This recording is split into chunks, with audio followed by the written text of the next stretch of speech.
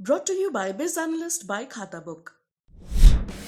ना कंप्यूटर ना फाइल, अब टैली डेटा ऑन मोबाइल बिज एनालिस्ट के साथ।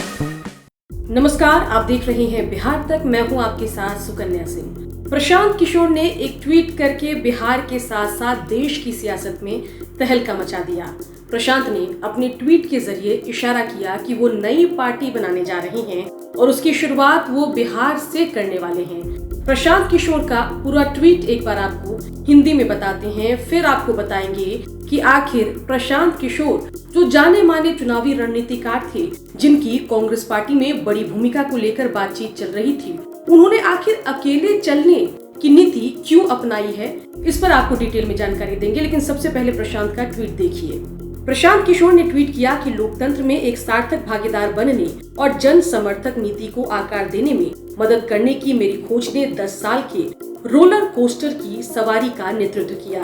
प्रशांत कहते हैं कि जैसे ही मैं पेज पलटता हूँ तो वक्त आता है वास्तविक मास्टर्स यानी जनता के पास जाने का, ताकि मुद्दों को और जन सुराज के मार्ग को बेहतर ढंग से समझा जा सके, और इसकी शुरुआत वो बिहार से करने की बात कहते हैं। तो चलिए आपको बताते हैं कि आखिर प्रशांत किशोर ने अकेले चलने की नीति क्यों अपनाई। बता दें कि प्रशांत किशोर एक जाने माने चुनावी रणनीतिकार हैं।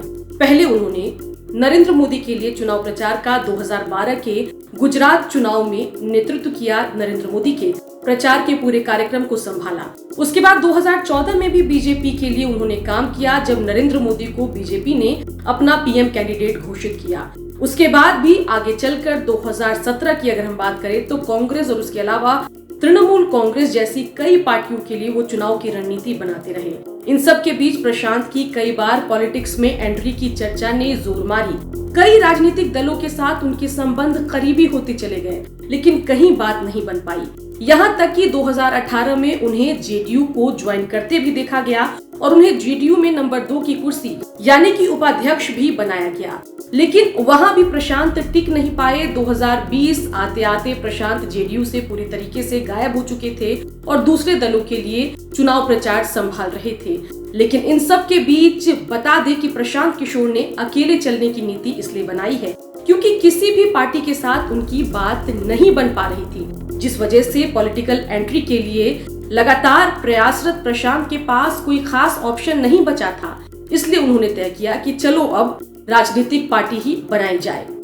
इसके अलावा ये भी माना जा रहा है कि प्रशांत किशोर की चाहत थी कि जिस भी पार्टी के लिए वो काम करे वहां उनको सुप्रीम पावर मिले। ये पावर उनको किसी दूसरी पार्टी में नहीं मिल पा रहा था, न ही जनता दल यूनाइटेड में, न ही टीएमसी में और न ही कांग्रेस वो पावर प्रशांत को देने को तैयार हुई।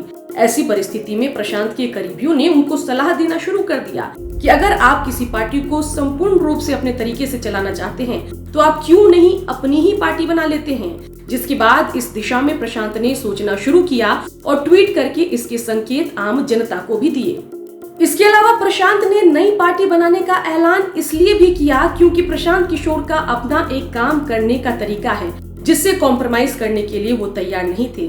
जब उनकी कांग्रेस से भी बातचीत चल रही थी तो कहा यह जा रहा था कि कुछ बात उन्होंने कांग्रेस के सामने दो टूक रख दी कि कांग्रेस को गैर गांधी नेतृत्व की जरूरत है, और ऐसे ही सीधे सजेशन देने की वजह से प्रशांत किशोर की किसी पार्टी में बात नहीं बन पा रही थी। उन्हें अपने तरीके से ही उस पार्टी को चलाना था जिस भी पार्टी में वो शामिल होते। तो इसलिए भी प्रशांत के लिए बेहतर विकल्प फिलहाल यही नजर आता है कि वो अपनी पार्टी बनाएं और उसे अपने तरीके से चलाएं, जिस तरीके से वो चलाना चाहते हैं। क्योंकि दूसरी पार्टी कभी भी प्रशांत किशोर को, जिनके हर पार्टी में अच्छे संबंध हैं, हर पार्टी के बड़े नेताओं से उनकी जान पहचान है, उस परिस्थिति में कोई भी अन्य पार्टी प्रशांत किशोर को अपनी पार्टी में शामिल करवा के उनको एकाधिकार अपनी पार्टी का नहीं देगी। इसलिए कांग्रेस से भी उनकी बात नहीं बनी, टीएमसी और जेडीयू से भी उनकी बात नहीं बनी। इसलिए प्रशांत किशोर ने सोचा कि चलो अपनी ही पार्टी बना ली जाए। तो देखा आपने कि राजनीति में एंट्री के लिए ललायत प्रशांत उस मोड़ पर पहुंच गए थे कि अब बिना पॉलिटिकल पार्टी बनाए राजनीति में कदम रखने की उनकी इच्छा पूरी होती नहीं दिखाई दे रही थी। इसलिए इशारा तो प्रशांत किशोर ने दे दिया है कि पॉलिटिकल पार्टी बनाएंगे, बिहार से इसकी शुरुआत करेंगे। लेकिन देखना होगा कि प्रशांत किशोर कब इसका औपचारिक ऐलान करते हैं। बिहार की खबरों के लिए आप देखते रहिए बिहार तक।